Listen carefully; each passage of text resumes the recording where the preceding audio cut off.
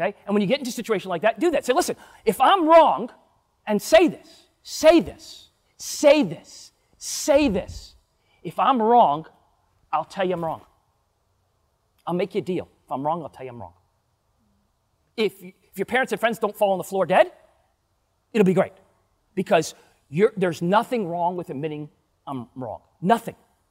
The key is what you do about it. I tell people, listen, they come to me and say, you wouldn't believe what happened, and you're doing this and you're doing that. Okay, you're right, I'm wrong. Okay, what can I do? Let's move. What's the solution? Don't tell me about the problem. Tell me about the solution.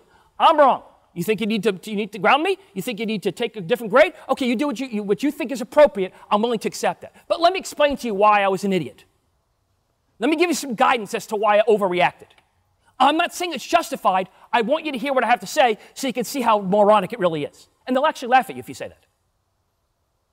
When you fall on your sword, as they call it, when you admit you're wrong, admit it's ridiculous, unless you don't think it's wrong. We're going to deal with that in a second. But if you do think it's wrong, admit it. You're right. You know how powerful your right is? Listen, I've talked to 1 million people. Haven't met anybody yet that says, you're right. No, I don't want to be right. Never met anybody didn't want to be complimented. Never met anybody didn't want to be right. Never met anybody like criticism.